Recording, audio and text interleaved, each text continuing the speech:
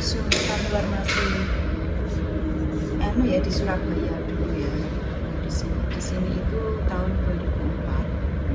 2004. Jadi waktu masih di Surabaya ada orang bernama Pak Mahmud itu datang ke museum Tandular, kemudian menyerahkan 13 naskah dengan judul yang sama. Jadi kita berikan itu korpus ya. Naskahnya, orangnya atau Pak Mahmud sebagai pemilik naskah itu menyebutnya mantra suku Tengger. Kemudian naskah ini diserahkan ke pihak museum. Kemudian waktu itu masih ada ganti rugi tanggal 28 Maret tahun 94 sepertinya yang saya catat, barangkali lupa ya. Pak Mahmud ini kalau dari keterangannya yang ada di berita acara itu tertulisnya Desa Sukur, Kecamatan Sukapura, Kabupaten Probolinggo. Tapi pas tahun 2023 kita kan mengadakan kajian naskah Tandular. Kami memanggil 3 narasumber, 1 dari kepala sukunya langsung, karena yang paham tentang bahasa, tradisi itu masyarakat Tengger sendiri. Jadi kita dari kepala suku kemudian mewakilkan kepada wakilnya yang bernama Romo Eko yang berdomisili di Tosari, Pasuruan. Kalau kepala sukunya namanya Romo Sutomo, itu domisili di Sukapura, Probolinggo. Terus setelah menyerahkan naskah pada tahun segitu masih kita bisa kami memberikan ganti rugi waktu itu. Ganti ruginya sebesar 2 juta rupiah untuk 13 naskah tahun itu ya. Setelah itu tersimpan, kami memberikan nomor inventarisasi 13 ini dengan nomor 07.187M sampai 07.199M kodenya. Jadi ini naskah yang bernomor inventaris paling akhir 07199M. Itu untuk sejarahnya. Kemudian tahun 2023 tahun kemarin itu ada kajian yang baru pertama kali dilakukan oleh suku Tandular, itu mengkaji naskah. Kalau yang kajian rutin itu kan arkeologi, etnografi, biologi, geologi dan sebagainya, 10 jenis koleksi ya di museum itu. Ini baru pertama kali naskah Primbon Tengger itu baru pertama kali dikaji oleh museum, oleh pihak museum sendiri, selain penelitian oleh para mahasiswa. Setelah ada kajian, kemudian kami bersama menyepakati merubah judulnya karena permintaan dari kepala suku yang tadinya mantra suku Tengger menjadi Primbon Tengger. Kenapa? Karena di dalamnya itu tidak hanya mengisi mantra, memang mendominasi, tetapi tidak semuanya isinya mantra. Itu pertama. Lebih pada Primbon itu lebih pada perhitungan kalender Jawa terkait Pranoto Mongso. Itu. Kemudian sukunya dihilangkan supaya tidak terkesan berbeda. Kata kepala sukunya, kami juga orang Jawa. Jadi sukunya itu memang permintaan dari beliau-beliau yang ada di Tengger itu dihilangkan. Jadi sekarang Primbon kabar terbarunya Primbon Tengger korpus 13 naskah ini itu yang sudah terdaftar di sini itu tahun 2024 ini diapresiasi, diberikan penghargaan dan masuk di IKON, Ingatan Kolektif Nasional, yang mana kabarnya ini melaju kembali ke MOW, Memory of the World, menjadi warisan intelektual bangsa Indonesia, khususnya Tengger.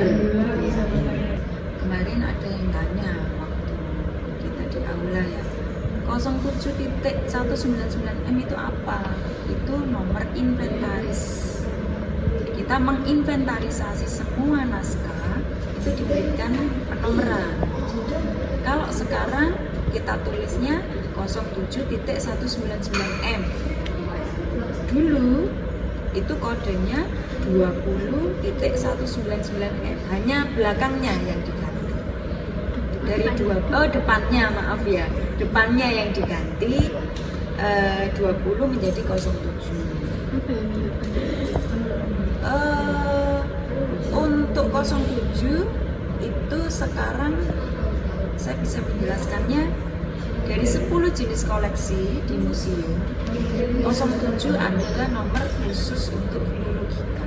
Jadi 01 geologika, 02 biologika, 03 etnografika, 04 arkeologika, 05 historika, 06 numismatika dan heraldika, 07 filologika, 08 keramologika, keramik, 09 seni rupa, 10 ya, pakai 10 teknologi. Jadi 07 itu kita mengkode pada filologika. Terus yang ada itu tulisan ya di bawahnya itu nomor registrasi 2321.41 itu tidak berubah. Yang berubah hanya nomor kode inventaris dan judul. Yang tadinya mantra suku Tengger menjadi Primbon Tengger. Mantra diganti menjadi Primbon, suku dihilangkan dengan alasan supaya tidak terkesan seperti itu. Tapi dari sumber yang saya cari itu ada aksara Jawa Tengger. Itu apa yang membedakannya? Kalau spesifikasi itu enggak sih, hanya lebih begini. Seorang penulis itu punya ciri khas. Jadi sama kayak tulisan tangan kalian, ya. Satu dengan satunya berbeda. Ada yang A-nya begini, ada yang ada atasnya tutupnya itu begini, ya. Itu ciri khas. Kemudian untuk penulisannya menggunakan aksara memang ada perbedaan, tetapi tidak banyak juga. Ini dianggap sebagai aksara caraan, tetapi memang ada aksara-aksara yang tidak ditempatkan sesuai dengan apa yang kita kenal biasanya. Contoh, ya, bisa dibuka ya.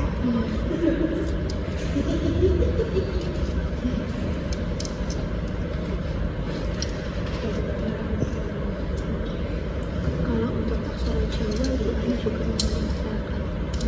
Ya. Ya. Aksara Jawa yang dimaksud itu apa Jawa? Enggak. Jadi ini isinya 21 lembar. Satu lembar ditulis bolak-balik. Jadi ada 1A, 1B sampai 21A, 21B. Kita lihat. Oh iya, sebentar ya. Ini kode penyimpanan kalau kalian tahu. Ini untuk memudahkan kami di sini untuk mencari. Jadi database itu sudah ada di komputer, sudah kami tempelkan. Jadi untuk nomor lemari 4 di sub 1 di baris ke 17. L itu lemari filologi lemari keempat di sub pertama baris ke 17. Kemudian aksaranya seperti ini. Nah, ini tadi saya ya. Kalau di Sultan Tular itu cara merawat naskah-naskah ini itu diapakan ya Bu? Apakah dititipkan ke lemari atau ada tertentu itu kayak dikeluarkan kembali atau bagaimana cara merawat naskah ini biar laku gitu? Ya. Kalau untuk perawatan, oke,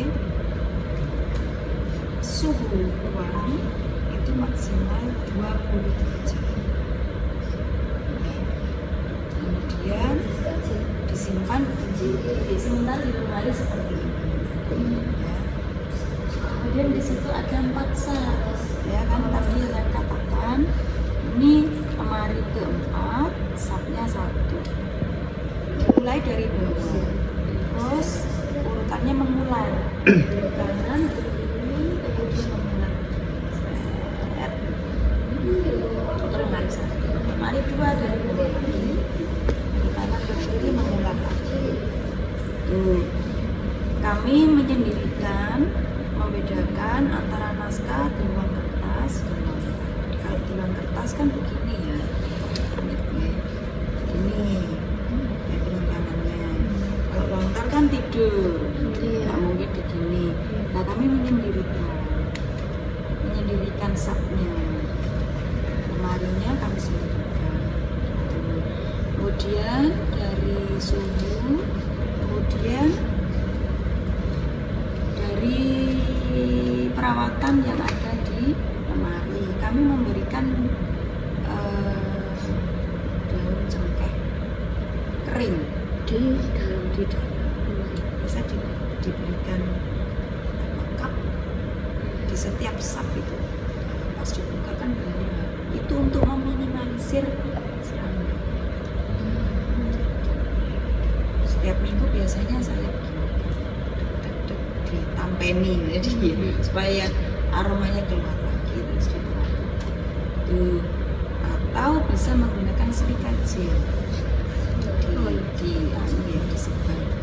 Saya tidak berani menggunakan kamus karena bisa terlalu keras menyengat, apalagi ada yang dikerus. Ya. Terus untuk perawatan lontarnya, untuk perawatan lontar berkala, meskipun tidak rutin,